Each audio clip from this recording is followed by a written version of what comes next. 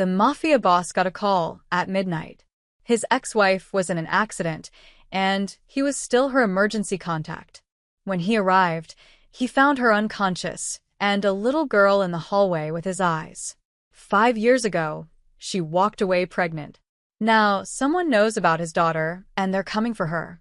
The bourbon in Lorenzo Moretti's glass caught the amber glow of his desk lamp as he signed off on the last shipment manifest of the night.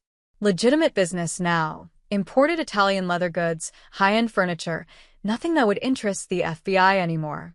5 years clean, 5 years invisible, 5 years dead to the world that once called him king. His penthouse in Lower Manhattan was silent except for the hum of the city below. No guards at his door. No encrypted phones. No blood on his hands. Just a man who'd walked away from an empire because staying meant becoming a monster he couldn't recognize anymore. The phone on his desk, his only phone now, just a regular iPhone, lit up with an unknown number. He almost didn't answer. Old instincts screamed trap.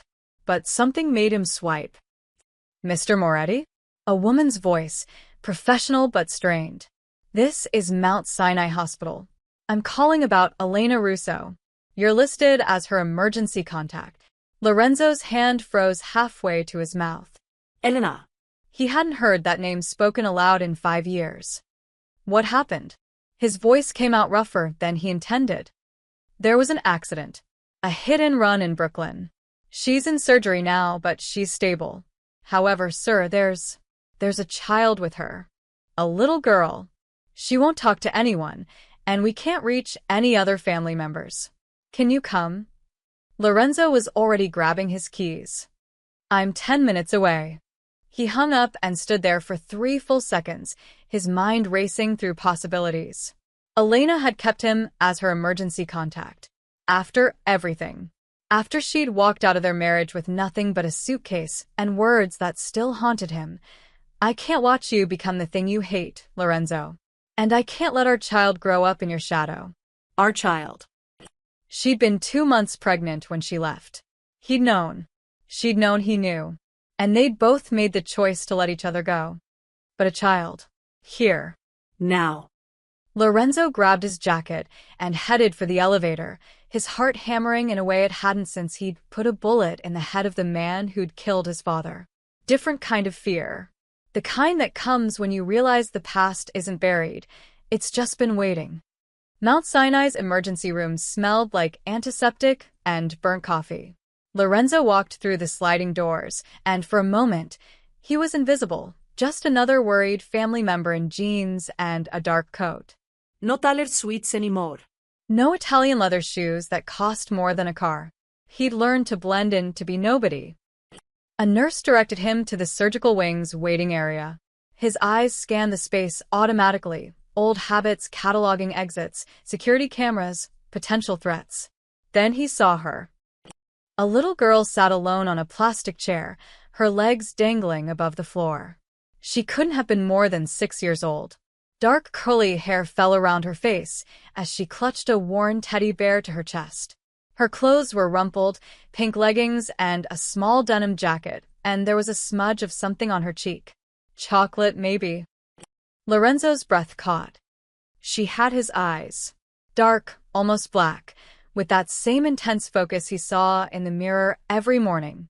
And her chin, that stubborn set to her jaw, that was pure Elena. He approached slowly, the way you'd approach a wounded animal.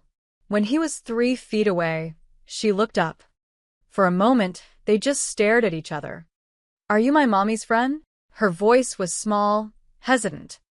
Lorenzo crouched down to her level, his throat tight. I'm a friend. My name's Lorenzo. What's your name? Sophia. She hugged the bear tighter.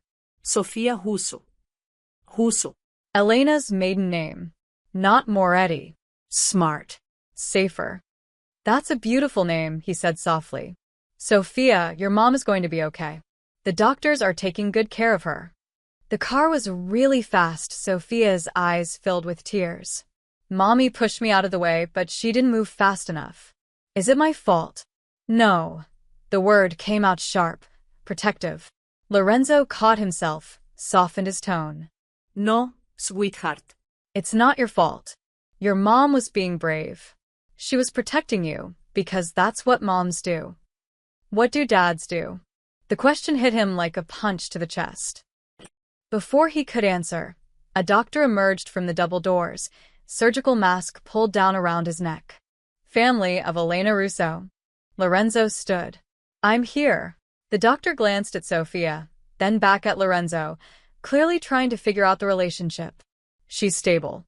The surgery went well. We repaired a ruptured spleen and set her broken leg. She's lucky, could have been much worse. She'll need to stay for observation, but she should make a full recovery.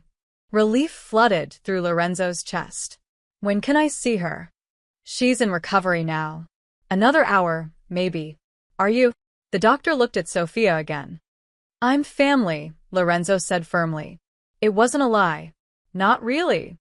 The doctor nodded and left. Lorenzo turned back to Sofia, who was watching him with those two knowing eyes. Children who grow up around secrets learn to read people early. Is your mommy really going to be okay? She asked. Yeah, she is.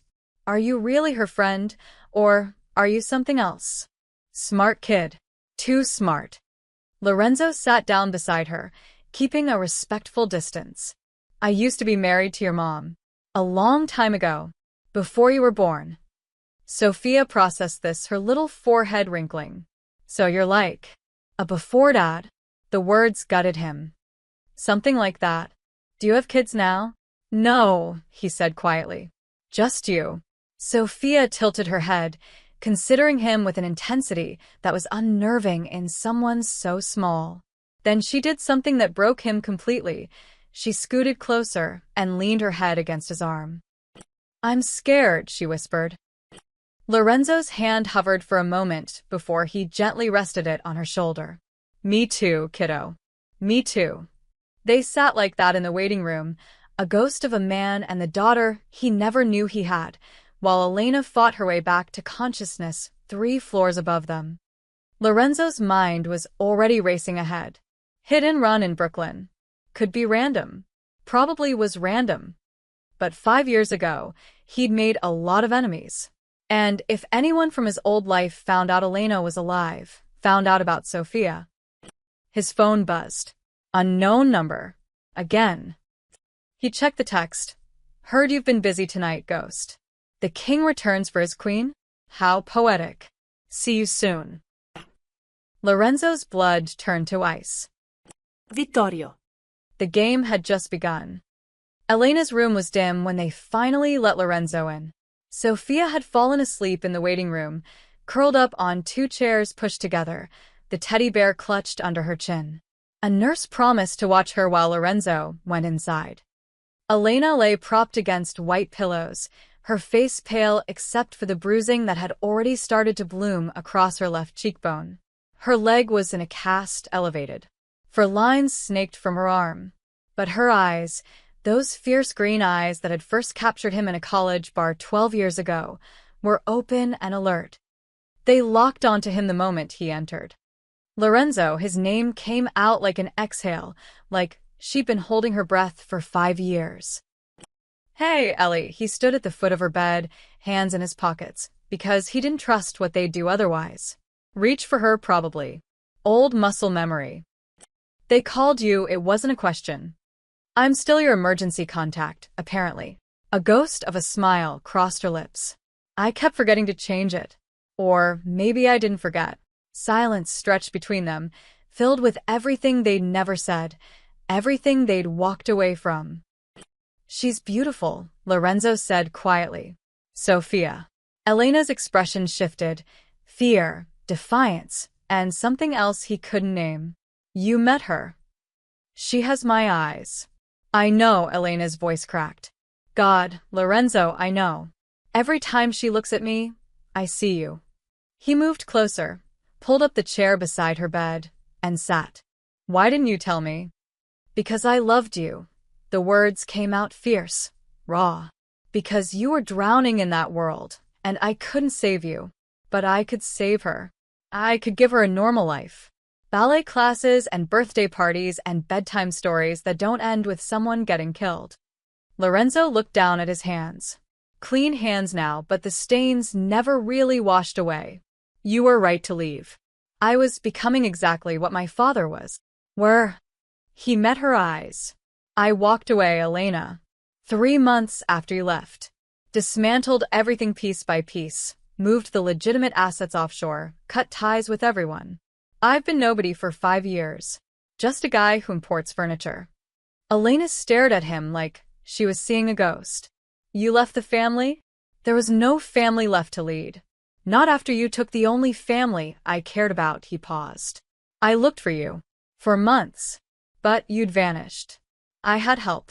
My cousin in Seattle set up the new identity. We moved every year, Portland, Denver, Chicago. Ended up in Brooklyn 6 months ago. Sophia needed stability. She starts first grade next week. Elena's voice broke. Started. She was supposed to start. She will start, Lorenzo said firmly. You're going to be fine. The doctors said. That's not what I'm worried about. Elena grabbed his hand suddenly, her grip weak but desperate. Lorenzo, it wasn't an accident. The car that hit us, it didn't swerve. It didn't brake. It accelerated. Right at us. Ice flooded Lorenzo's veins. You're sure? I saw the driver's face. He was looking right at me. Right before I pushed Sophia away, tears streamed down Elena's cheeks. Someone found us. Someone knows. Lorenzo's jaw tightened. The text message. Vittorio. Tell me everything. What have you noticed? Anyone following you? Strange calls? Anything? Elena shook her head. Nothing. We've been careful. I work remotely as a graphic designer. Sophia goes to a small private school. We don't use social media. I thought we were safe. Vittorio Rossi sent me a message tonight. He knows I'm here. The color drained from Elena's face. Vittorio? Your old lieutenant. Not mine anymore. After I left, there was a power vacuum. He took over most of the northern operations.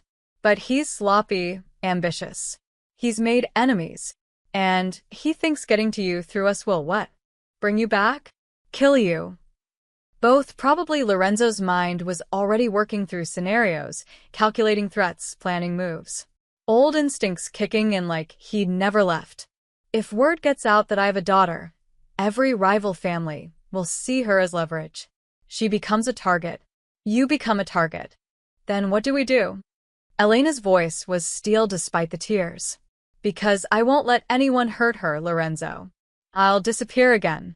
I'll take her somewhere he can't. You can barely walk. And he already knows where you are. Lorenzo squeezed her hand. There's only one way to keep her safe now. Don't say it. I have to come back. The words tasted like ash. Not permanently. Just long enough to remind them why they used to be afraid of me. You'll become that person again. The one I left. Maybe. Lorenzo stood, paced to the window, looked out at the city lights. Or maybe I've learned something in 5 years. Maybe I can be the monster just long enough to protect what matters, then walk away again. You really think you can control it? The violence? The rage? He turned back to her. For Sophia? I'll become whatever I need to be. Elena closed her eyes. She asked about you, didn't she? In the waiting room. She called me before Dad. Assobi logo escape de Helena. That sounds like her. She's too smart for 6. Questions everything. Wonder where she gets that. Lorenzo returned to the bedside. Elena, I need to move you both somewhere safe. Tonight. Before Vittorio makes his next move. We can't just leave. My apartment, her school. Our death traps now. He pulled out his phone. Not the iPhone, but a second phone he'd pulled from a hidden compartment in his car. Old habits. I have a place. Secure. Outside the city. No one knows about it except me. Lorenzo. Do you trust me? The question hung in the air between them. 5 years of silence. 5 years of separate lives. One daughter who connected them forever. Elena looked at him for a long moment, then nodded slowly. I trust you to protect her. I always did. That's why I left. Because I knew you'd choose her safety over everything, even your empire. I just couldn't wait around to see if you'd figure that out in time. I'm figuring it out now. Better late than never, I guess. Lorenzo's phone buzzed. Another text from Vittorio. Pretty daughter. Shame if something happened to her school. P.S. Does she like swings? There's a nice playground on Bergen Street. The address was 2 blocks from Elena's apartment. Lorenzo's expression went cold, that old dangerous calm settling over him like a second skin. We're leaving in an hour. I'll arrange everything. What are you going to do? He looked at her, and for just a moment, she saw the man she'd fallen in love with and the man she'd feared he'd become, all at once. I'm going to remind Vittorio why ghosts are the things you should fear most. By dawn, Lorenzo had Elena and Sofia in a blacked-out SUV heading north toward the Catskills. Sofia slept in the back seat, still clutching her teddy bear. Elena sat in the passenger seat, silent, watching the city disappear behind them. But in Manhattan, in the back room of a social club that officially didn't exist, another conversation was beginning. Vittorio Rossi sat at the head of a long table, a glass of grappa in his hand, and a smile on his face that didn't reach his eyes. He was younger than Lorenzo by 5 years, handsome in that dangerous way that made people underestimate him. That was usually their last mistake. Around the table sat the heads of 3 families, the Castellanos from Boston, the DeMarcos from Philadelphia, and the Yukos, who'd moved in from Chicago after Lorenzo's exit left a power vacuum big enough to drive a truck through. Gentlemen, Vittorio said, his voice smooth as silk. Thank you for coming on such short notice. I have news that will interest you all. Marco Castellano, a barrel-chested man in his 60s with more scars than smile lines, grunted. This better be good, Rossi. I don't drive 3 hours for gossip. Oh, it's better than gossip. Vittorio pulled out his phone and tapped the screen. A photo appeared on the monitor behind him, grainy, pulled from a hospital security camera. Lorenzo crouched down, talking to a little girl in a waiting room. The ghost of Manhattan is alive. And he has a daughter. The room erupted. Bullshit, said Anthony DeMarco, youngest of the 3 at 45, with slick-back hair and a suit that cost more than most people's cars. Lorenzo Moretti died 5 years ago. Or disappeared. Same difference. Did he? Vittorio advanced to the next photo, Lorenzo entering Elena's hospital room. This was taken last night at Mount Sinai, after his ex-wife was hit by a car I may have provided the driver for. You tried to kill his wife? Yuki Tanaka, the only woman at the table, set down her tea with a sharp click. She ran the Yuko family with more efficiency and brutality than her late husband ever had. That's bold. Or stupid. Strategic. Vittorio corrected. I needed to draw him out. Confirm he was alive. And look, here he is. 5 years of hiding, and all it took was threatening his family. Marco leaned back in his chair. So what? He's out of the game. Has been for years. Let sleeping dogs lie. Sleeping dogs don't have heirs. Vittorio's smile sharpened. That little girl? She's his blood. Direct line to the Moretti legacy. The territories Lorenzo once controlled, the ports, the trade routes, the political connections, those didn't disappear. They've been sitting dormant, waiting. Some of you have tried to take them. He looked pointedly at Marco. But the old families still remember who the real king was. They're loyal to the name, not to us. Get to the point, Yuki said coldly. The point is simple. Lorenzo's weakness is now visible. His daughter. If we control her, we control him. We can force him to transfer his assets, his connections, his loyalties. Or, Vittorio paused for effect, we eliminate them both. Remove the Moretti name from the board, permanently. Then we divide his old territory fairly among us. Fairly, Anthony snorted. Meaning you get the biggest piece. I did the work. I drew him out. I found the weakness. Vittorio's voice hardened. I spent 5 years building power while you all fought over scraps. Now I'm offering you a chance to feast. But if you're not interested, how do you know he won't just disappear again? Marco interrupted. take the girl and vanish. Because I made it personal. I threatened his child directly. Sent him her school address. Vittorio refilled his grappa. Lorenzo Moretti was many things, but he was never a coward. He won't run. He'll fight. And when he does, he'll be rusty, sloppy, emotional. He's been playing businessman for 5 years. We've been sharpening our teeth. Yuki studied the photos. He doesn't look rusty to me. He looks like a man who remembered why people used to fear him. Then we make them fear us more, Vittorio stood. I'm moving men into Brooklyn tonight. The wife and kid were at Mount Sinai, but by now he's moved them somewhere secure. We find that location. We end this quickly. And if we can't find them, Anthony asked, then we burn down everything he cares about until he comes to us. Vittorio's eyes glittered. His old restaurants, his legitimate businesses, the charity foundation his mother started, all of it. We make noise. We make him choose between hiding and fighting. Marco stood slowly. You're talking about starting a war. I'm talking about finishing one that never ended. Lorenzo walked away, but he never surrendered. That makes him a threat as long as he breathes. Vittorio walked to the window overlooking Mulberry Street. 5 years ago, he was untouchable, the king of Manhattan. But kings who abandon their thrones don't get to keep their crowns. They get buried in the ruins they left behind. I'm in, Anthony said. The DeMarco family will commit 20 men and full access to our Philadelphia ports. When you find a girl, we want a cut of the Moretti shipping operations. Yuki considered longer. The Yuko family will provide intelligence and financial backing. But we don't touch the child unless absolutely necessary. Bad for business when civilians start paying attention. All eyes turned to Marco. The old man stood there, remembering a night 20 years ago when a young Lorenzo Moretti had walked into a meeting just like this one and single-handedly negotiated peace between 5 warring families. The kid had been fearless, brilliant, dangerous. He'd built an empire on respect and terror in equal measure.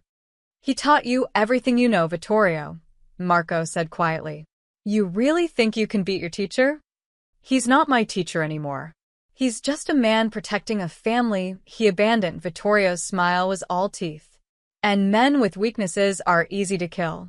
Marco nodded slowly. The Castellano family is in. But when this goes sideways, and it will, don't come crying to me. It won't go sideways. Vittorio raised his glass. To the fall of kings and the rise of new empires. They drank. Outside, the city moved on, unaware that beneath its surface, old powers were stirring. By noon, word would spread through every underground channel, every hidden club, every backroom deal from New York to Chicago. The ghost is alive. The hunt is on. And Lorenzo Moretti's daughter is the prize. In the Catskills, Lorenzo's burner phone buzzed with messages from old contacts, people he hadn't spoken to in 5 years. Is it true? Do you need soldiers? The young ones don't remember you. Teach them. He deleted them all except one, from a number he recognized. Tommy Chun, his old driver, the only man from his past life he'd kept tabs on. The message was simple. Vittorio's calling a council. For families. They're coming for her, boss. All of them. Lorenzo looked at Sophia through the rearview mirror, sleeping peacefully, unaware that her existence had just reignited a war. He typed back, let them come. The safe house was a converted farmhouse tucked into 40 acres of woods, 2 hours north of the city. Lorenzo had bought it under a shell corporation 3 years ago, one of many contingencies he'd hoped never to use. The place was simple but secure. Reinforced doors, surveillance cameras hidden in the trees, a panic room in the basement, and enough supplies to last a month. Elena woke up as the SUV crunched up the gravel driveway. Pain medication had kept her sedated for most of the drive, but now her eyes snapped open with the alertness of a mother whose child might be in danger. Where are we? Her voice was groggy. Safe, Lorenzo said. That's all that matters. Sophia stirred in the back seat, yawning. Are we there yet? Yeah, kiddo. We're here, Lorenzo parked and came around to help Elena out. She winced as she maneuvered on her crutches, but she waved away his attempt to carry her. I can walk. Stubborn as ever. You expected different. Sophia scrambled out after them, looking around at the trees and the house with wide eyes. Is this a castle? More like a fort, Lorenzo said, unlocking the front door.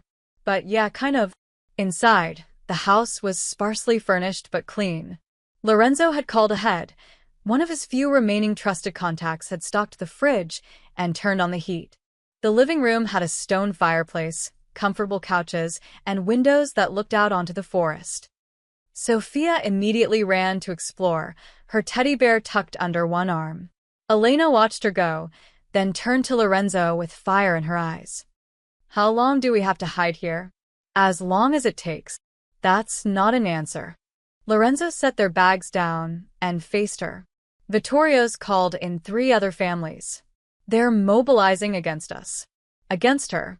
So the answer is, until I make this problem disappear. And how exactly do you plan to do that? Elena's voice rose. You've been out of the game for 5 years, Lorenzo. You don't have soldiers. You don't have allies.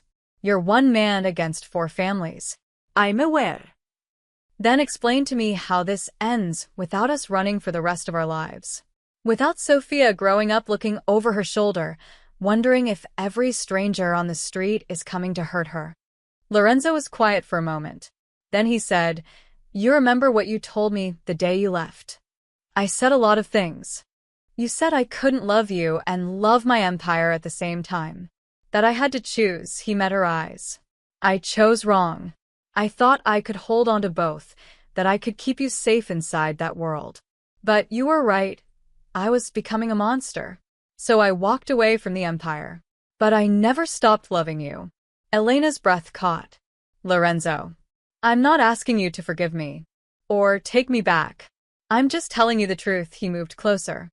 For 5 years, I've been half alive. Going through the motions. Pretending I was content being nobody. Then I saw Sophia in that hospital, and something woke up. Not the monster, something else. The part of me that knows what I'm fighting for now. You can't protect us by becoming him again. The man you were. I'm not becoming him, Lorenzo interrupted. I'm using him. There's a difference. The old Lorenzo? He fought for power, for respect, for an empire built on fear. This Lorenzo fights for a 6-year-old girl who called me a before dad and made me realize I want to be her actual dad. Tears spilled down Elena's cheeks. You should have stayed dead. You should have let us disappear. Maybe. But they found you anyway. Vittorio found you. And if he could, others will too, Lorenzo's voice softened. Elena, I know you hate needing me. I know you spent 5 years building a life without me. But right now, I'm all that stands between Sophia and people who see her as a tool or a target. So yeah, I'm going to use every dark skill I learned in that world. But this time, I'm using them for something that matters. Before Elena could respond, Sophia's voice called from upstairs. Mommy, there's a room with bunk beds. Can I sleep on the top? Elena wiped her eyes quickly. Let me see, baby. She hobbled toward the stairs, and Lorenzo moved to help her. For a moment, their hands touched on the railing. Neither pulled away. Interfered, Elena whispered. Not of them. Of losing you to that darkness again. Then keep me in the light, Lorenzo said. You and Sophia. Be the reason I come back. Upstairs, they found Sophia bouncing excitedly in a bedroom painted soft yellow. The bunk beds were carved wood, probably left by the previous owner. Sunlight streamed through the windows. Can I, Mommy? Please. Elena smiled despite everything. Let's start with the bottom bunk until my leg heals. I need to be able to reach you for bedtime stories. Will we be here a long time? Maybe a little while. Is it because of the bad people? Sophia's voice was suddenly small.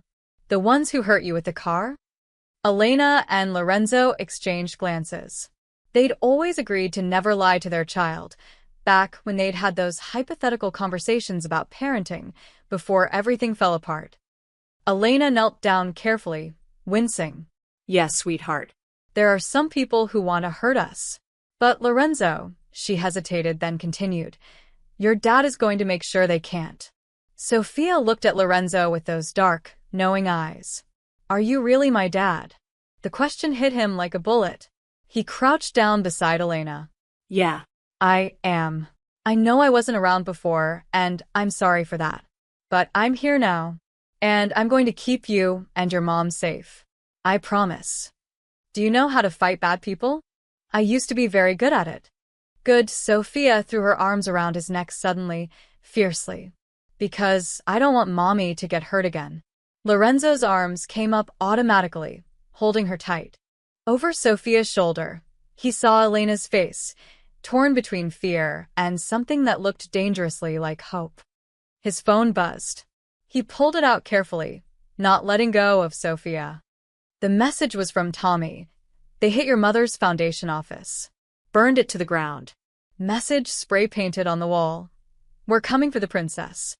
Lorenzo's expression went cold. Elena saw it. What happened? They just made it personal. He stood, gently setting Sophia down. I need to make a call. You two get settled. He walked downstairs, stepped outside into the cold afternoon air, and dialed a number he'd sworn never to use again. The voice that answered was rough, older, but unmistakable. I was wondering when you'd call, kid. Marco, Lorenzo said. We need to talk. I figured. Heard you've got trouble. Heard you're part of it. A pause. Then a low chuckle. Vittorio's ambitious. But he's young. Doesn't remember the old rules. The ones about families being off-limits. Are you asking me to remind him? I'm saying some of us remember why we used to sleep easy when you ran things. Order. Rules. Honor. Even among thieves, Marco's voice hardened. This new generation? They're animals. Maybe it's time someone taught them how things used to be done. Lorenzo looked back at the house where his daughter was choosing which stuffed animals to put on her bunk bed. I'm not coming back, Marco. Not permanently. Didn't ask you to. Just handle Vittorio. Remind the youngbloods why ghosts should stay buried. Do that, and the rest of us will stay out of your way. And after? After, you disappear again. For real this time. We'll spread word you're dead. Make it stick. Your kid grows up normal. You get your happy ending, a pause. If you survive. If I don't. Then Vittorio was right, and you stayed gone too long. Either way, the question gets answered. Lorenzo closed his eyes. Tell the Castellanos to pull their men back. This is between me and Vittorio now. I'll pass the word. But Lorenzo? The others won't sit out easy. You're going to have to make a statement. Something that reminds everyone why your name still means something. I will. He hung up and stood there in the cold, watching smoke curl from the farmhouse chimney. Inside, he could hear Sophia's laughter, Elena's gentle voice. 5 years ago, he'd walked away from war. Now war had walked to his doorstep. And this time he had something worth fighting for. The first 3 days at the farmhouse developed a rhythm that felt almost normal. Almost. Mornings, Lorenzo made breakfast: scrambled eggs, toast, orange juice for Sophia.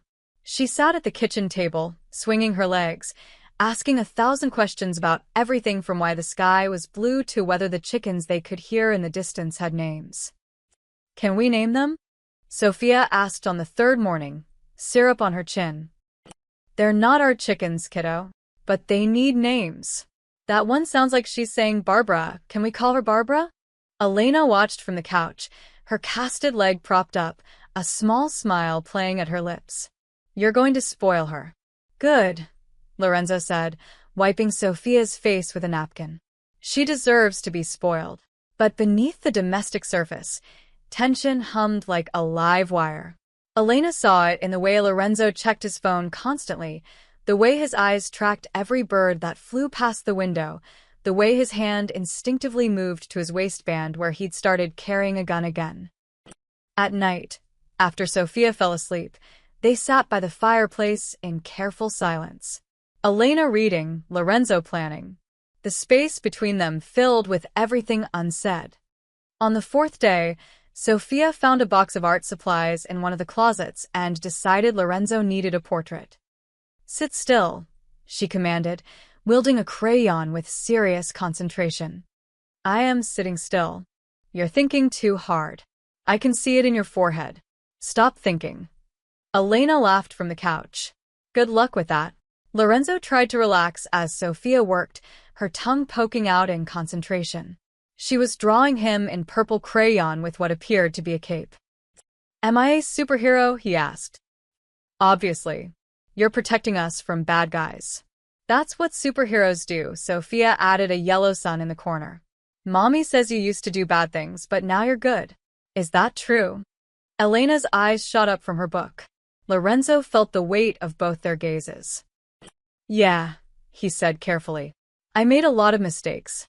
Hurt people I shouldn't have hurt. But I'm trying to be better now." "Why did you do bad things?" "Because I thought power was the most important thing. I thought if I was strong enough, I could protect everyone I loved. But I was wrong. I just pushed them away." Sophia considered this, then added a smaller figure next to his purple-caped form. "That's me. I'm helping you fight the bad guys." "You are, kiddo. Just by being here." When Sophia finished, she held up the drawing proudly. Lorenzo looked ridiculous. Purple cape, enormous muscles, a crown on his head. But beside him, tiny Sophia held his hand, and the sun shone overhead. "It's perfect," he said, his throat tight. "I know," Sophia handed it to him. "You can keep it. For bravery." After Sophia went upstairs to play, Elena spoke. "She's getting attached to you. Is that a problem?" "I don't know yet." Elena set her book down. 5 years, Lorenzo. 5 years she didn't know you existed. Now suddenly you're here, making breakfast, accepting crayon portraits, being the dad I always wanted you to be. What happens when this is over? When Vittorio's handled and we go back to our lives? "I don't know," Lorenzo admitted. "But I know I can't walk away from her. Not now. Not after." His phone buzzed. He checked it, and his expression darkened. "What?" Elena asked. "Tommy's outside. I asked him to come." "You brought someone here?" "To our safe house. I need information. And Tommy's the only one I trust." Lorenzo stood. "He doesn't know the exact location. I'm meeting him at the road." "Lorenzo. Lock the door behind me. Don't open it for anyone but me." He grabbed his jacket and gun. "I'll be back in 20 minutes. Elena watched him go, fear and frustration warring in her chest. Tommy Chun waited by a nondescript sedan at the end of the long driveway. He was in his 50s now, gray threading through his black hair, but he still had the alert posture of a man who'd survived decades in dangerous work. "Boss," he nodded as Lorenzo approached. The old title slipped out automatically. "Just Lorenzo now." Old habits. Tommy handed him a folder. "Information you wanted. Vittorio's movements, family positions, who's still loyal to you." Lorenzo flipped through it. "The DeMarcos pulled back. After your conversation with Marco, yeah. Castellanos are officially neutral. But the Yukos are still backing Vittorio. And he's brought in outside contractors, Russians, from what I hear. Mean bastards who don't care about the old rules." "How many men does he have?" 40, maybe 50. Well armed. He set up a command post at the old meatpacking plant in Queens. "The one you used to own." Lorenzo's jaw tightened. "Of course he did." Symbolic.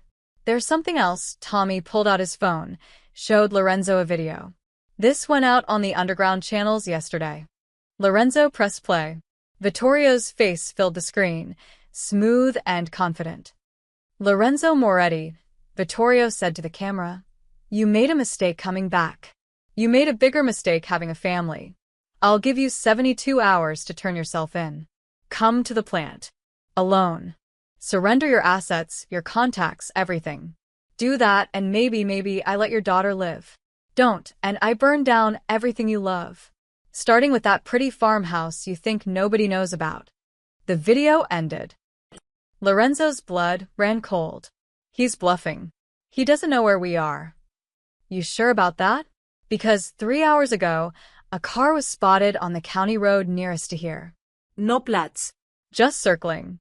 Could be coincidence. Or surveillance, Lorenzo's mind raced. We need to move. Tonight. Where? I have another place. Upstate. More remote, Lorenzo checked his gun.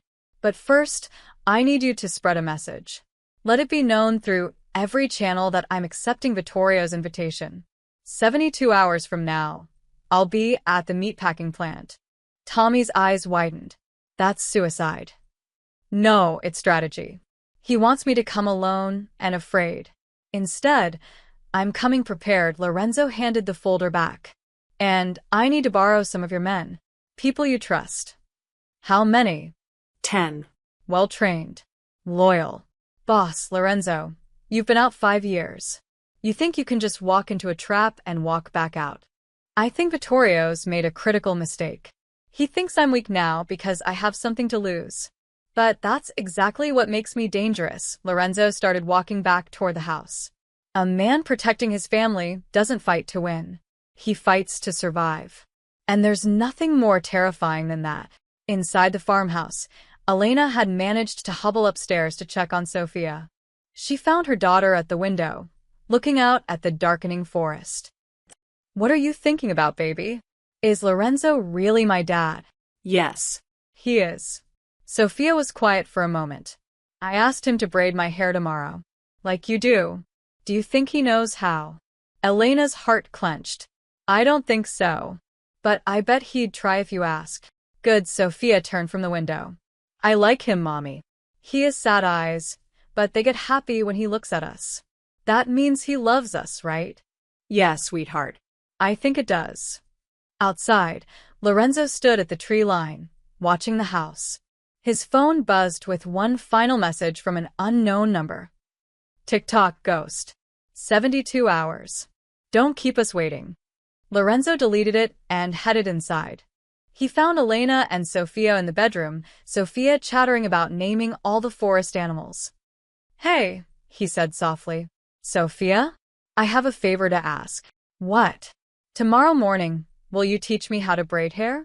I never learned, and I think it's something dads should know. Sofia's face lit up like Christmas. Really? Really?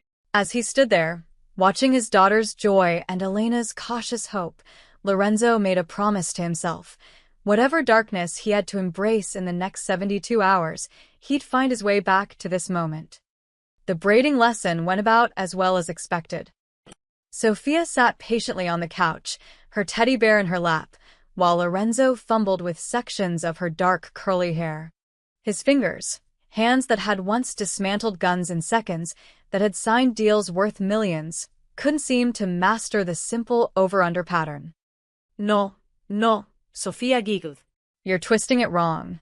It's over-under, then you add more hair. I am adding more hair. That's my ear. Elena watched from the kitchen, coffee in hand, trying not to laugh. You're doing great, Lorenzo. Lying to me isn't helpful, Ellie. Okay, you're doing terribly. But it's adorable. After 20 minutes, Lorenzo had managed something that vaguely resembled a braid, though it was lumpy and already coming apart. Sofia ran to the mirror to inspect it. It's perfect, she declared, though it clearly wasn't. You're a kind liar, Lorenzo said. Mommy says sometimes little lies are okay if they make people happy. Sofia hugged him around the waist. Thank you for trying. Those 4 words hit harder than any bullet. But the moment shattered when Lorenzo's phone rang. Not the burner, but the other one. The one only Tommy had the number for. Lorenzo's face changed instantly. Go upstairs with your mom, Sofia. Now. Something in his tone made Sofia obey without question. Elena gathered her crutches, shooting him a worried look as she ushered their daughter away. Lorenzo answered. Talk. It started. Tommy's voice was tight. 20 minutes ago, Vittorio's men hit the restaurant on Mulberry Street. Your old place. They walked in during lunch rush, fired shots into the ceiling, told everyone Lorenzo Moretti sends his regards. Then they burned it down. Lorenzo closed his eyes. Casualties? 3 injured, none dead. But boss, That's not the worst part. They hit St. Mary's too. The church. His mother's church. Where she was buried. What did they do? Desecrated the cemetery. Spray-painted threats on her headstone. The priest called the cops, but Tommy trailed off. You know how that goes. Nobody saw anything. Lorenzo's grip on the phone tightened until his knuckles went white. There were rules. Even in the darkest days of his reign, there were rules. You didn't touch places of worship. You didn't disrespect the dead. And you never, ever brought civilians into the war. He's trying to make you emotional, Tommy continued.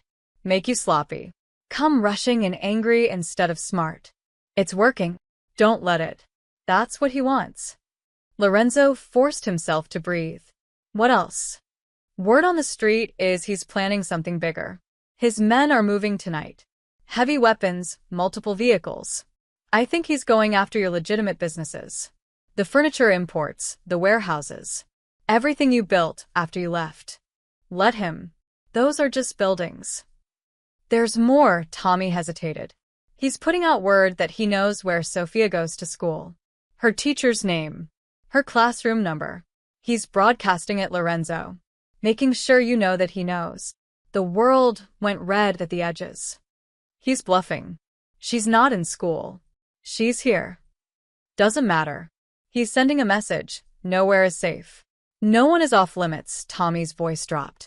This isn't how we used to operate. This is scorched earth. He's trying to draw you out by destroying everything you've ever cared about. Lorenzo walked to the window, looking out at the forest. Upstairs, he could hear Sophia's laughter, Elena's gentle voice reading a story. What's the count now? How many families are still backing him? Just the Yukos. But they're all in. 15 men, plus Vittorio's 40. The Russians I mentioned? They arrived this morning. Ex-military. These aren't street soldiers, Lorenzo. These are trained killers. Good. Then it'll be a fair fight. This isn't funny. I'm not laughing, Lorenzo turned from the window. 72 hours, Vittorio said. That leaves me 54.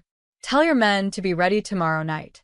And Tommy, get me everything you can on the meatpacking plant. Floor plans, security, exits. Everything. You're really going through with it? Walking into his trap. It's not a trap if you know it's coming. It's an opportunity, Lorenzo ended the call. He stood there for a long moment, then climbed the stairs. Elena sat on Sophia's bed, the little girl curled against her side, half asleep. The storybook lay open across Elena's lap. Elena looked up, saw his face, and her expression shifted. How bad? Can we talk outside? They moved to the hallway, leaving Sophia's door cracked open. Elena leaned on her crutches, waiting. He hit the restaurant. And the church. My mother's grave. Elena's hand flew to her mouth. Oh my God, Lorenzo. He's making it public. Loud. Wants everyone to know he's not afraid of me anymore. That the Moretti name means nothing. Maybe it shouldn't, Elena said quietly. Maybe you should let it die. Change our names, move to another country, start completely over. He knows about Sophia's school. Teacher's name, classroom number. He's broadcasting it. All color drained from Elena's face. Even though she's not there? Why would he? To show me he can reach her anywhere. That even if we run, he'll find us. Lorenzo's voice was cold, controlled. He's not just coming after me, Ellie. He's coming after the idea of me. Everything I built, everyone I protected. He wants to erase it all. Then let him. Who cares about your legacy? We're alive. Sophia's safe. That's all that matters. She's only safe until the next psychopath decides a 6-year-old is leverage. Or the one after that. Or the one after that. Lorenzo moved closer. I can run with you. We can disappear. Change our names, our faces, everything. But we'll never stop running. Every shadow will be a threat. Every stranger, a potential enemy. Is that the life you want for her?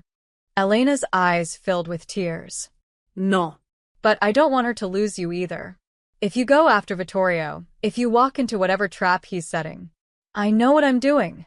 Do you? Because 5 years ago you were the king. Now you're one man with a gun and a death wish. I'm one man with everything to lose. That makes me more dangerous than I ever was. Lorenzo touched her face gently. I'm not doing this for pride or power, Ellie.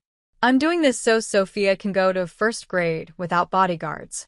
So she can name chickens and braid hair and have a normal life. But first I have to close this door. Permanently.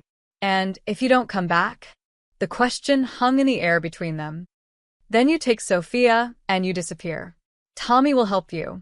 New identities, new life. You'll be okay. We won't be okay without you. The words came out broken. She just found you. Elena stopped herself. Just what? I just started remembering why I fell in love with you. The man who makes terrible braids and lets a 6-year-old boss him around. Not the king. Just. Lorenzo. He kissed her forehead softly. Then I'll make sure I come back. Because I just started remembering what it feels like to be human. Downstairs, his burner phone buzzed with an incoming video message. Lorenzo pulled away from Elena, checked it. His blood turned to ice. The video showed the meatpacking plant, lights blazing, men with rifles patrolling, and in the center of the main floor, a chair, waiting. Vittorio's voice overlaid the footage. 48 hours now, Ghost. The clock's ticking. And every hour you make me wait, I destroy another piece of your old life. Tomorrow, it's the community center your mother founded. The day after? Well, maybe I'll visit that pretty farmhouse. I hear the woods are lovely this time of year. The video cut to black, then one final image appeared, a photograph of the farmhouse, taken from the road. Recent. Today. Lorenzo's hands shook with rage. Elena saw his expression. What is it? We need to leave. Right now. Lorenzo. He knows where we are. They were packed and out of the farmhouse in 30 minutes. Sophia, confused and scared, clutched her teddy bear in the back seat while Elena tried to keep her calm. Lorenzo drove fast but controlled, his eyes constantly checking the mirrors. Where are we going? Sophia asked in a small voice. On an adventure, Elena said, forcing brightness into her tone. Right, Lorenzo? Right. A surprise aventure. But there was no adventure in Lorenzo's eyes. Only cold calculation. He drove for 2 hours, taking random turns, doubling back, making sure they weren't followed.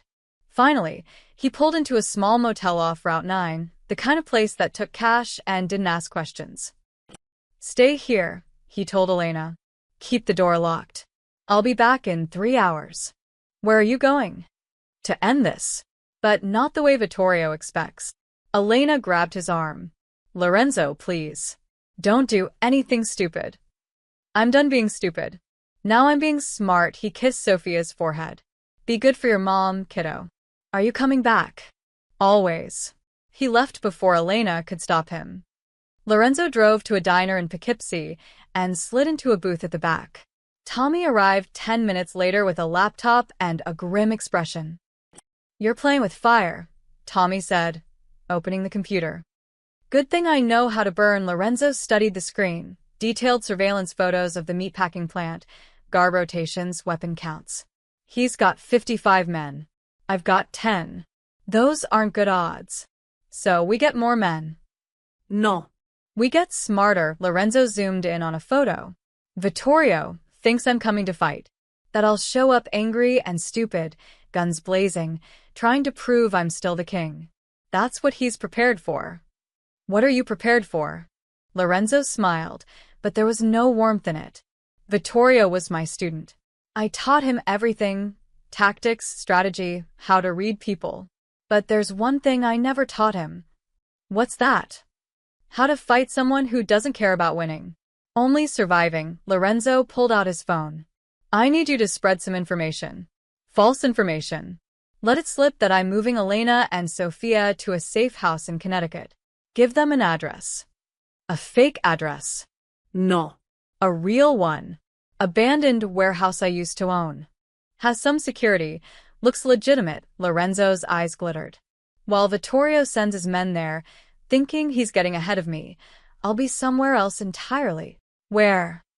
Right under his nose, Lorenzo pointed to the surveillance photo. See this section?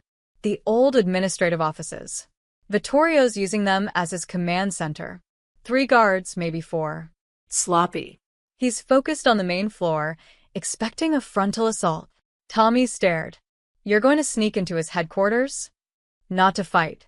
To listen, Lorenzo pulled out a small black device, a digital recorder with a transmitter. I'm going to plant bugs in his office. Record his conversations. His plans. Everything. That's insane. That's why it'll work. He thinks I'm a blunt instrument. All muscle and rage.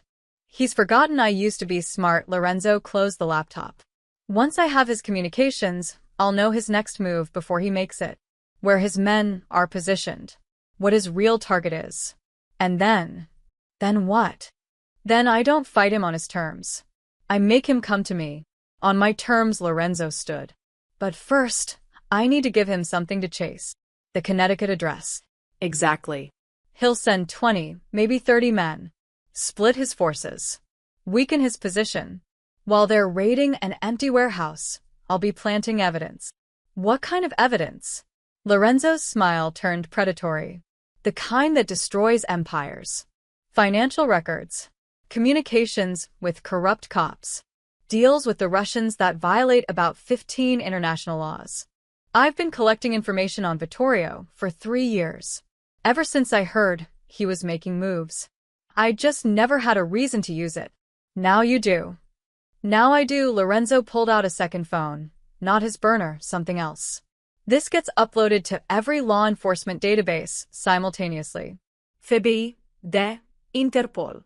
I won't just destroy Vittorio. I'll destroy everyone backing him. The Yukos. The Russians. All of it. Tommy sat back, impressed despite himself. You're going to bring down the whole house. No. I'm going to make them bring it down themselves. Rats fleeing a sinking ship. Vittorio's allies will turn on him the second they realize he's toxic. He'll be alone. Vulnerable. And then you disappear. Let the law handle him. Exactly. No bloodbath. No war. Just information, leverage, and pressure applied at exactly the right points. Lorenzo checked his watch. I need your men ready tomorrow night. Not to fight, to extract. Get Elena and Sofia somewhere truly safe, while Vittorio's distracted. Can you do that? Where? Canada. I have contacts in Toronto. Clean papers, new identities. They'll be set up in 48 hours. And you? I'll join them when this is finished. Tommy studied him. You really think you can just walk away after? The families won't forget. Someone will always be looking. Let them look. Lorenzo Moretti will be dead. Officially. Completely. The man who joins his family in Toronto will be nobody. Just a guy who imports furniture. He paused. Like I should have been 5 years ago. And, if something goes wrong, then make sure Elena and Sofia get out. That's the priority. Not me. Tommy nodded slowly. You've changed, boss. I had to. For her, Lorenzo pulled out his wallet, showed Tommy the crayon drawing Sofia had made, the purple-caped superhero holding her hand. This is who I'm fighting for now. Not territory. Not respect. Just her. That's what makes you dangerous now. You've got nothing to lose except everything that matters. Exactly. They spend the next hour going over details, timing, equipment, exit strategies. When they finally left the diner, Lorenzo drove back toward the motel, but stopped a mile away at a gas station. He called Elena from a payphone. Are you okay? Her voice was tight with worry. I've fine. Listen, tomorrow night, Tommy's going to move you and Sofia north. To Canada. Don't argue, just trust me. What about you? I'll be right behind you. 2 days, maybe 3. But I need to know you're safe first. Lorenzo. Ellie, please. This is the only way I can do what needs to be done. If I'm worried about you too, I'll make mistakes. Let me focus on ending this. Silence. Then, Sofia asked when you were coming back. I told her soon. Don't make me a liar. I won't. Promise me. On her life. Promise me you'll come back. Lorenzo closed his eyes. I promise. On her life. I'll come back. Okay. Okay, Elena's voice cracked. Be careful. Please. Always. He hung up and stood there in the cold night air, watching his breath fog in the darkness. Somewhere in the city, Vittorio was planning his next move, confident in his superior numbers, his youth, his hunger. But Vittorio had made one critical mistake. He'd given Lorenzo something to fight for that was bigger than pride or power. And that made all the difference. Lorenzo got back in his car and drove into the night. Tomorrow, the real game would begin. Not the one Vittorio expected, the one Lorenzo had been planning since the moment he saw his daughter's face. The king was dead, but the father was just getting started. The Connecticut address Tommy leaked hit the underground networks at 10 a.m. By noon, Vittorio had taken the bait. Lorenzo watched from a rooftop 3 blocks away as black SUVs converged on the abandoned warehouse. 32 men, heavily armed, moving with military precision. Vittorio wasn't taking chances. But Vittorio wasn't there. He was too smart to risk himself on a simple extraction. Perfect. While his men surrounded an empty building, Lorenzo was already moving toward the meatpacking plant in Queens. He'd ditched the SUV for a delivery van. White, nondescript, the kind that became invisible in industrial areas. Inside, he wore maintenance coveralls with a fake company logo. A toolbox sat beside him, but inside weren't tools. Inside was everything he needed to dismantle an empire. The plant's perimeter was guarded, but not as heavily as before. Vittorio had pulled men for the Connecticut operation. Only 12 remained, clustered near the main entrances. The administrative section, the old offices Lorenzo knew better than anyone, had just 3 guards. He parked 2 blocks away and approached on foot, carrying the toolbox. Just another maintenance worker doing a job. The guards barely glanced at him. HVAC repair, Lorenzo said, showing a fake work order. Got a call about the heating system in the offices. The guard, young and bored, waved him through. Make it quick. Lorenzo climbed the exterior stairs to the second-floor offices. The door was locked, but he'd installed these locks 15 years ago. Had them changed a dozen times since. But the building's bones were the same, and Lorenzo had always kept a backup plan. He bypassed the lock in 40 seconds. Inside, the offices were exactly as he'd remembered, long hallways, rooms converted into meeting spaces, and at the end, the main office. Vittorio's command center. The door was ajar. Lorenzo could hear voices, 2 men talking inside. Connecticut team just breached. Nothing yet, but they're clearing room by room. Good. When they confirm the wife and kid, we move to phase 2-inch. Lorenzo recognized the second voice. Marco's nephew, Tony, one of Vittorio's lieutenants. What's phase 2? The first voice asked. Leverage. We grab the kid, make Moretti watch what happens when you cross Vittorio Rossi. Then we put a bullet in all 3 of them. Send a message to anyone who thinks the old ways still matter. Lorenzo's hands tightened on the toolbox. Steady. Emotion makes you sloppy. He waited until both men left the office, heading to the main floor to coordinate, then slipped inside. Vittorio's command center was organized chaos. Maps on the walls, photos of Lorenzo's legitimate businesses marked for destruction, and in the corner, a communication hub. Phones, laptops, encrypted radios. Lorenzo worked fast. Bug under the desk. Another in the phone. A third inside the laptop's charging port. All tied to a remote transmitter in his pocket. Within 5 minutes, he owned every conversation that would happen in this room. Then he saw it. On the desk, a folder marked insurance inside. Detailed surveillance of Sophia. Photos of her at the Brooklyn apartment building, walking to the corner store with Elena, playing in a small park. Timestamps, locations, patterns. And underneath, a map of Toronto with an address circled. The address of Lorenzo's contact. They knew. Somehow, Vittorio knew about the Canadian escape plan. Lorenzo's blood ran cold. He pulled out his phone, took photos of everything, then froze. Footsteps in the hallway. Multiple men. coming fast. He glanced at the window, second floor, fire escape outside. But the window was painted shut, would make noise opening. The door was the only exit, and men were approaching. Lorenzo did the only thing he could. He slid under the desk, pulled his gun, and waited. The door opened. 3 sets of footsteps entered. Absolutely sure? Vittorio's voice, sharp and excited. They're certain it's them? Positive, boss. Connecticut team confirms. Convoy spotted heading north on Route 7. Civilian car, woman matching Elena Moretti's description, child in the back seat. They're following at a distance. Lorenzo's heart stopped. Convoy? There was no convoy. Elena and Sophia were at the motel, waiting for Tommy. Unless. Beautiful, Vittorio laughed. He thinks he's so smart, sending decoys to Connecticut while moving his real family somewhere else.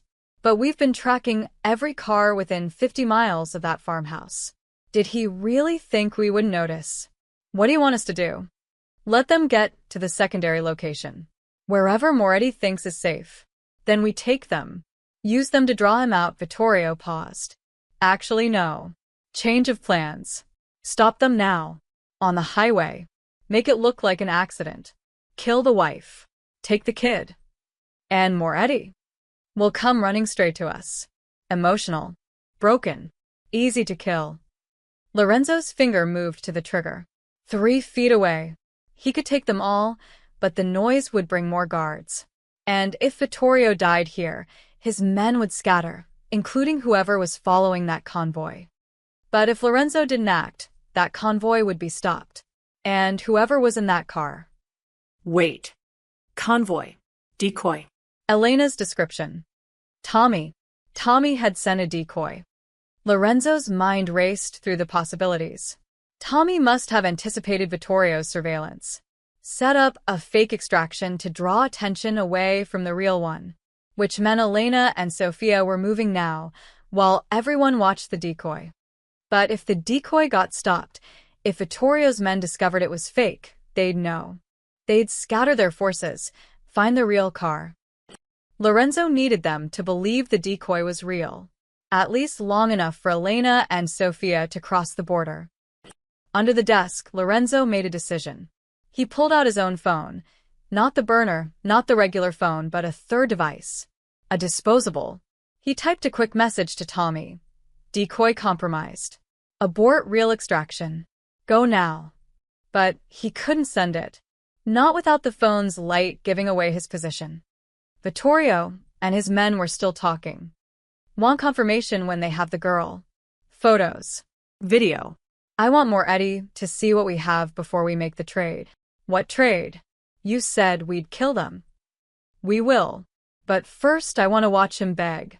The great Lorenzo Moretti, on his knees, pleading for his daughter's life. That's the image that'll destroy his legacy forever.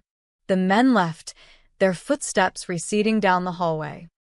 Lorenzo waited 30 seconds, then slid out from under the desk. He sent the message to Tommy, then looked at the bugs he'd planted. They were useless now. He'd heard what he needed to hear. Vittorio knew about the decoy. Knew about Toronto. Knew too much. Someone had talked. Or Vittorio had been smarter than Lorenzo gave him credit for. Either way, the plan was blown. Lorenzo moved to the window, forced it open despite the noise. The fire escape groaned under his weight as he descended. No alarms yet, but they'd know someone had been there soon. He reached the van and drove, not back to the motel but to a new location. A backup plan for the backup plan. His phone buzzed. Tommy, got your message. Real extraction already in motion. They're clean. ETA to border, 2 hours. Relief flooded through him. Elena and Sophia were safe. Moving. The decoy had worked perfectly, drawn all attention while the real escape happened invisibly. But then another message came through. Boss problem. Decoy car just got stopped. Highway patrol, but too many officers, wrong uniforms. It's Vittorio's men. They're about to discover it's empty. Lorenzo pulled over, his mind racing. Once Vittorio knew the decoy was fake, he'd realize Lorenzo had outmaneuvered him. He'd panic, scatter his forces to find the real extraction. Unless Lorenzo gave him something bigger to focus on. Lorenzo turned the van around, heading back toward the meatpacking plant. He texted Tommy, "Tell your decoy drivers to run." Led Vittorio's men on a chase. Away from the border. Away from the real extraction. Where to? Lorenzo smiled grimly. To me, he was done playing defense. Done hiding. Done running. If Vittorio wanted Lorenzo Moretti, he'd give him exactly that. But not the broken, emotional man Vittorio expected. The king. One last time. Lorenzo pressed the accelerator and drove toward the war he'd been avoiding. Not for pride. Not for power. For the two people in a car somewhere behind him, driving toward safety and a future he'd bought them with one final performance. The abandoned opera house on the edge of Red Hook stood like a ghost of old New York, beautiful even in decay. 15 years ago, Lorenzo and Vittorio had met there for the first time. A young Vittorio, ambitious and hungry, had asked to join Lorenzo's organization. Lorenzo had brought him to this place, tested him, and ultimately made him a lieutenant. Now Lorenzo stood on the same stage, alone, waiting. The text he'd sent Vittorio was simple. "You want me? I'm at the beginning, where it all started. Come alone, or you'll never know what I took from your office." It was 11 p.m. The decoy chase had led Vittorio's men on a wild pursuit through 3 counties before the drivers finally ditched the car and vanished. By Lorenzo's calculations, Elena and Sofia had crossed into Canada 20 minutes ago. Safe. Beyond Vittorio's reach. Now he could finish this. Footsteps echoed through the opera house. Not one person. Multiple. Lorenzo smiled grimly. Of course Vittorio hadn't come alone. The main doors opened, and Vittorio walked in flanked by 6 armed men. He looked confident, expensive suit unmarred, hair perfectly styled. A young king entering his domain. Lorenzo, Vittorio's voice carried through the empty space. "I have to admit, this is poetic. Coming back to where we began." Seemed appropriate. Lorenzo stood center stage, hands visible, no weapon drawn. "You wanted to talk. So talk." "There's nothing to talk about. You're finished. Your family's gone. Yeah, we figured out the decoy. Cute trick. But we'll find them. Canada, Mexico, Europe, doesn't matter. We have resources, time, and motivation. Do you?" Lorenzo pulled out his phone. "That's interesting. Because 10 minutes ago, I sent a very detailed file to the FBI. Financial records showing your connections to the Russian Bratva. Communications proving you've been smuggling weapons through ports you don't control. Ports that belong to the Castellano family." Vittorio's expression flickered. "You're bluffing." "Am I? Check your encrypted server. The one you thought was secure. I've been inside your network for 3 days, Vittorio. Every email, every text, every phone call. I own all of it." Lorenzo's voice was ice. "I also sent evidence to Marco Castellano showing how you've been skimming from joint operations. And to Yuki Tanaka proving you planned to betray the Yukos the moment this was over. By morning, you won't have any allies left. Just enemies." One of Vittorio's men whispered something urgent. Vittorio pulled out his phone, checked it, and his face went pale. "You're lying. Your server's been wiped, hasn't it?" "That was me. 30 minutes ago. But don't worry, I kept copies of everything.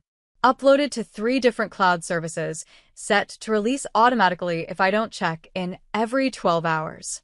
So if you kill me here, all that information goes public anyway.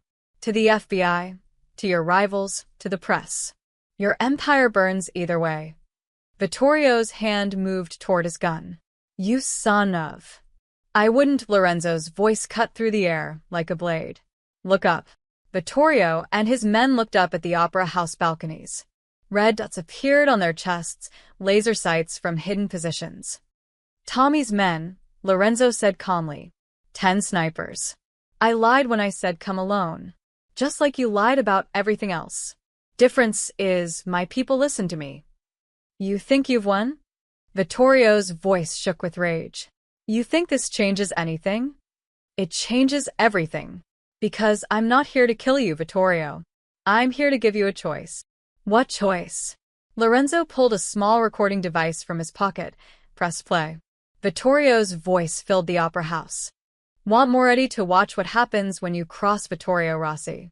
Then we put a bullet in all three of them. Send a message to anyone who thinks the old ways still matter. Another clip. Make it look like an accident. Kill the wife. Take the kid. And another. I want to watch him beg. The great Lorenzo Moretti, on his knees, pleading for his daughter's life. Lorenzo stopped the recording. That's just a sample. I have hours of your voice. Ordering hits. Threatening civilians. Planning to murder a 6-year-old child. Now, here's your choice. You can try to kill me here, and my snipers kill you and your men. The recordings go public, and the FBI tears apart everything you've built. Or what? You walk away. Tonight. Leave New York. Leave the families. Disappear the same way I did 5 years ago. I'll bury the evidence. Wipe it clean. You get to live, start over somewhere else. But you never come near my family again. Ever. Vittorio laughed, but it was hollow. You expect me to just run? Abandon everything I've built? I'm giving you what I took 5 years ago, a chance to walk away with your life. Most people don't get that option. I'm only offering because I don't want my daughter growing up knowing her father killed someone. I'm trying to be better, Vittorio. But if you make me choose between being good and protecting her, Lorenzo's eyes went cold. I'll choose her every single time. This is insane. The families won't let me just walk away. The families think you're toxic now. I made sure of that. Marco's already calling for your head. The Yukos are cutting ties. You're alone, Vittorio. The only question is whether you're smart enough to stay alive. Sirens wailed in the distance. Growing closer. What's that? Vittorio asked. Insurance. I called in an anonymous tip about illegal weapons at this location. The police will be here in about 3 minutes. You can be here when they arrive and answer questions about why you're meeting with a dead man, or you can leave. Now. Vittorio's jaw clenched. His hand hovered near his gun. For a moment, Lorenzo thought he'd choose violence. The red dots on the men's chests seemed to glow brighter. Then Vittorio lowered his hand. You've ruined me. No. I've freed you. The same way Elena freed me 5 years ago, Lorenzo's voice softened slightly. I taught you to be a king, Vittorio. But I never taught you the most important lesson. Some crowns aren't worth wearing. Walk away. Start over. Be someone your mother would be proud of instead of someone she'd fear. My mother's dead. So was I for 5 years. But I came back. You can too. Just not here. Not as this. The sirens were closer now. 2 minutes, maybe less. Vittorio looked at his men, then back at Lorenzo. If I ever see you again. You won't. Because Lorenzo Moretti died tonight. In this opera house. Officially. Completely, Lorenzo pulled out a fake passport, driver's license, documents. He dropped them on the stage. Burn these. Let them find the ashes. Let everyone think I'm finally gone. You get to live, I get to disappear. We both win. This isn't winning. No. It's surviving. Learn the difference. The opera house doors burst open, not police, but Tommy and his men, moving quickly. Boss, we need to go. Now. Real cops are 90 seconds out. Lorenzo backed toward the stage exit, keeping his eyes on Vittorio. Choose, Vittorio. Life or pride? You've got 30 seconds. Vittorio stood there, surrounded by reds, sirens screaming closer, his empire crumbling around him. Then, he did something Lorenzo didn't expect. He smiled. A real smile, not the practiced one he wore like armor. You really did it. You actually got out and stayed out. I thought it was impossible. It's not, but it's hard. Harder than fighting. Lorenzo paused at the exit. Don't make the same mistakes I did. Don't wait until you've lost everything to figure out what matters. Blue and red lights flashed through the opera house windows. Vittorio turned to his men. We're leaving. Different exits. Scatter. Don't come back. He looked at Lorenzo one last time. Tell your daughter, tell her she's lucky to have a father who chose her over everything else. Tell her yourself. Someday, when you've become someone worth meeting. Lorenzo disappeared through the stage exit as police poured through the front doors. Behind him, he heard Vittorio and his men scattering, heard the police finding nothing but empty space and burned documents on a stage. By the time they searched the building, everyone was gone.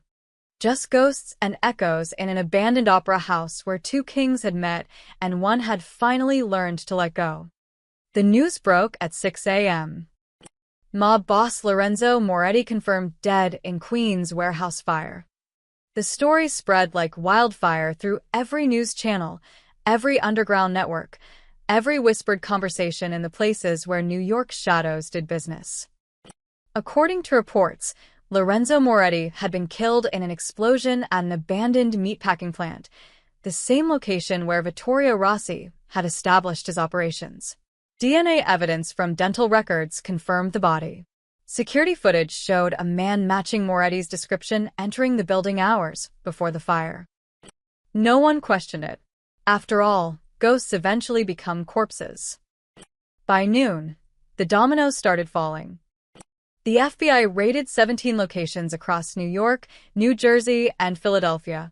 They seized servers, arrested low-level operators, and announced a major operation against organized crime networks with ties to international weapons trafficking. Vittorio Rossi's name appeared in the first wave of indictments, but Vittorio was nowhere to be found. His apartment was empty, his phone dead, his accounts frozen. He'd vanished like smoke.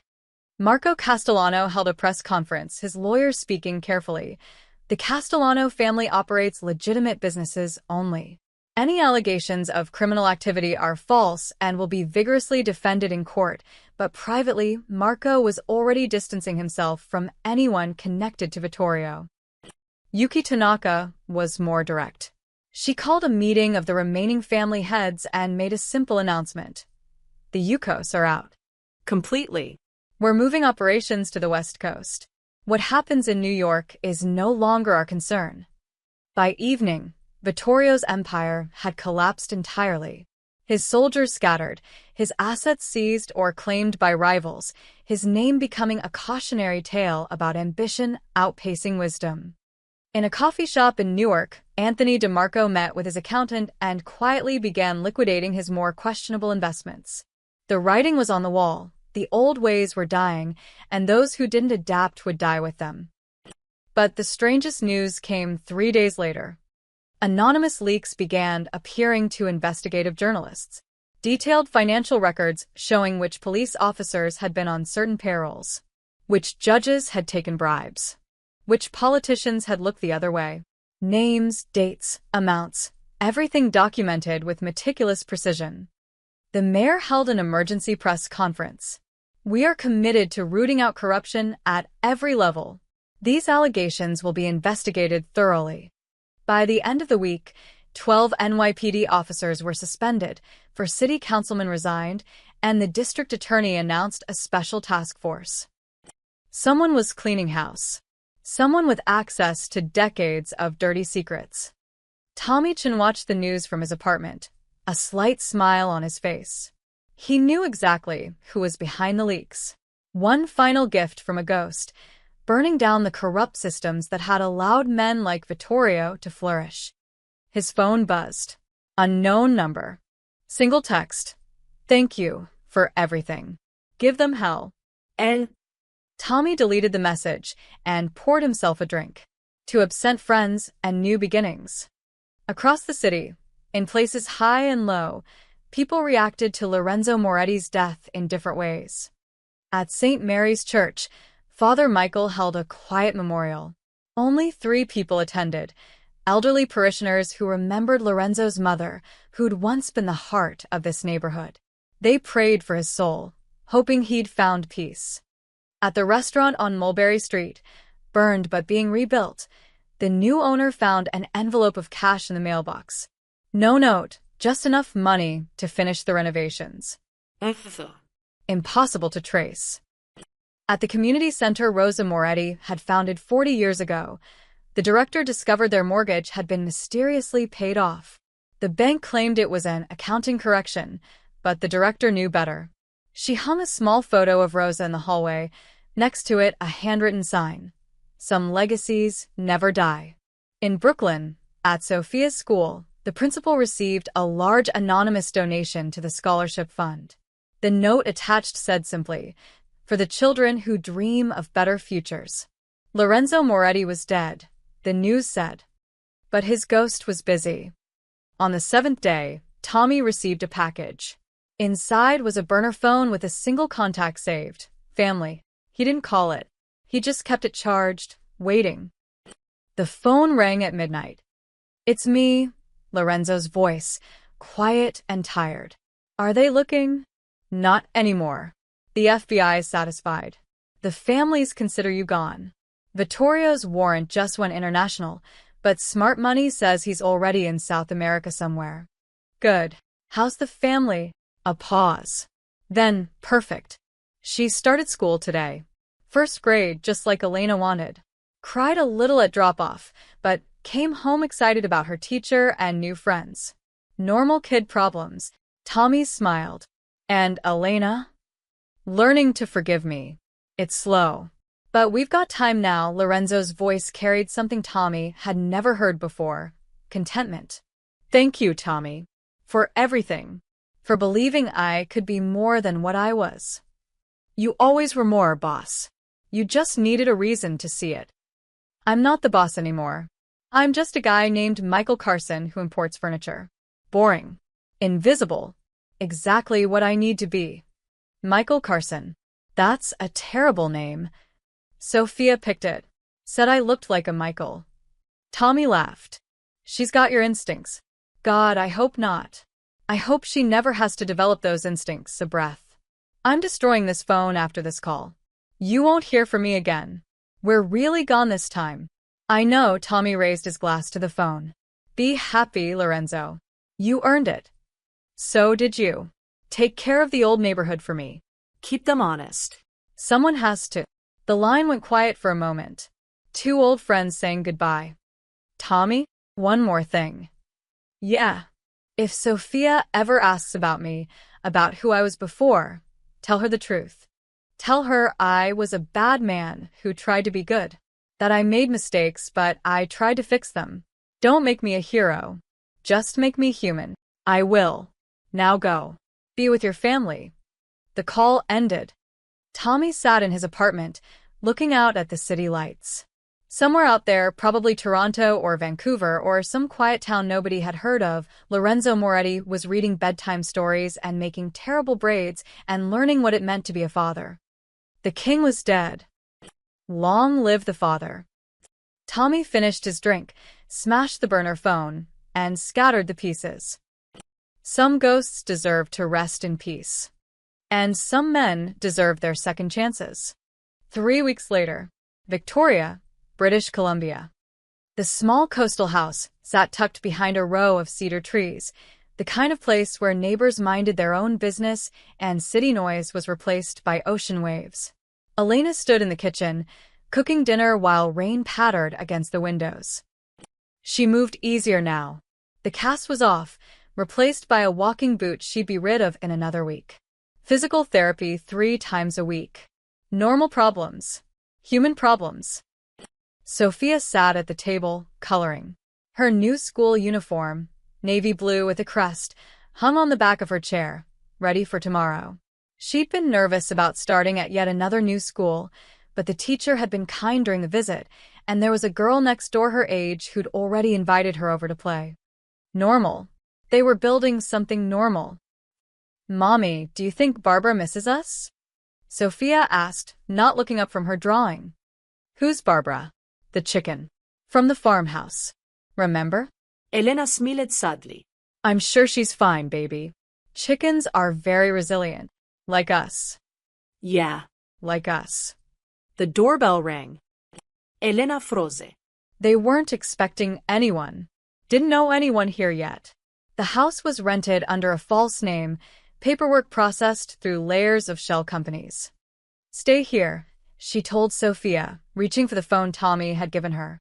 One button for emergency. One call, and they'd disappear again within hours. She approached the door, looked through the peephole. A delivery man stood on the porch, holding a package. Baseball cap pulled low, jacket collar up against the rain. Normal, except the way he stood, the set of his shoulders. Something familiar. Elena opened the door a crack, keeping the chain on. Delivery for Carson? The man said, voice muffled. Carson. Their new name. But they'd had nothing delivered. Elena's hand moved toward the phone. Then the delivery man looked up, and she saw his eyes. Dark. Intense. Heartbreakingly familiar. Lorenzo? She whispered. He pulled the cap lower. Package for you, ma'am. Needs a signature. Elena's hands shook as she unchained the door. He stepped inside quickly, closed it behind him, and only then pulled off the cap. It was him. Thinner, maybe. Beard grown out. Hair longer and dyed darker. But him. You shouldn't be here, Elena said, even as relief flooded through her. I know. I needed to see you. Both of you. Make sure you were really okay. We're okay. We're safe. You promised you'd wait. That it wasn't safe yet. It's not. But 3 weeks felt like 3 years. Lorenzo set down the package. Actually empty, just a prop. I was careful. 3 different flights, fake passport, cash only. Nobody followed me. I'll be gone by morning. Lorenzo. Daddy. They both turned. Sophia stood in the kitchen doorway, clutching her teddy bear, eyes wide. Hey, kiddo, Lorenzo said softly. Sophia ran to him, and he caught her, lifting her up. She wrapped her arms around his neck and buried her face in his shoulder. You came back, she said into his jacket. Mommy said you would, but I was scared you wouldn't. I promised, didn't I? I always keep my promises to you. Lorenzo held her tight, his eyes closed. Over her head, he met Elena's gaze. I'm sorry. I know this isn't the plan. I know I'm risking. Stop, Elena said, moving closer. Just stop. You're here. That's what matters. I can't stay. You know that, right? Another week, maybe 2, and then we'll deal with it. Together, Elena touched his face, the new beard unfamiliar under her fingers. You look different. That's the idea. Michael Carson, furniture importer. Boring as hell. Is Michael Carson good at braiding hair? Because Sophia's been asking. Sophia pulled back from his shoulder. Mommy tries, but she's not as fun as you. You make them lumpy. Lorenzo laughed, and the sound was lighter than Elena had heard in years. Lumpy braids are my specialty. They stood there, the 3 of them, while rain drummed on the roof and the ocean whispered in the distance. A strange little family built from ruins and second chances. Have you eaten? Elena asked finally. Not really. Been traveling for 18 hours. Then sit. I made too much anyway. She moved back to the kitchen, her heart doing complicated things in her chest. He was here. Stupidly, dangerously, wonderfully here. Sophia dragged Lorenzo to the table, showed him her drawings. This is our new house. And this is you, me, and Mommy. See? We're all holding hands. In the drawing, 3 figures stood in front of a small house. A man, a woman, a little girl. Simple. Perfect. It's beautiful, Lorenzo said. I know. Sophia climbed into his lap. Are you staying forever now? Lorenzo and Elena exchanged glances. Not forever, Lorenzo said carefully. But I'll come visit. As often as I can. And when it's safe, really safe, maybe I can stay longer. When will that be? I don't know, kiddo. But I'm working on it. Elena served dinner, pasta, simple and warm. They ate together, Sophia chattering about her new school, the girl next door, a cat she'd seen in the garden. Normal conversation. Domestic. Like they were a real family instead of 3 people hiding from the world. After dinner, Sophia asked Lorenzo to read her a bedtime story. Just one, Elena said. It's already past your bedtime. 2, Sophia negotiated. 1.5. Deal. Lorenzo carried her upstairs to the small bedroom, painted soft yellow. Elena had insisted on yellow, said it reminded her of the farmhouse. Sophia's stuffed animals were arranged on her bed, her school uniform laid out for morning. He read her 2 full stories, unable to deny her anything, while Elena stood in the doorway watching. When Sophia finally fell asleep, her hand clutching his, he carefully extracted himself and tucked the blanket around her. "She missed you," Elena whispered as they stepped into the hallway. "I missed her. Both of you." Lorenzo looked around the small house. "This is nice. Quiet. Everything I wanted for you. It's lonely sometimes. She asks about you every day. When you're coming. If you're safe.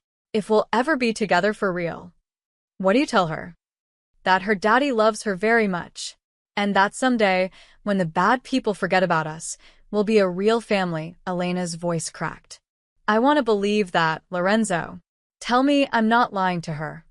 Lorenzo pulled her close, and Elena let herself lean into him. Just for a moment. He smelled different, new soap, different cologne, but underneath was still him. "You're not lying," he said into her hair. "I'm making it happen. Slowly. Carefully. But I'm burning every bridge that could lead back to you. In 6 months, maybe a year, Lorenzo Moretti will be so thoroughly dead that no one will ever think to look for Michael Carson. And then I come home. For real.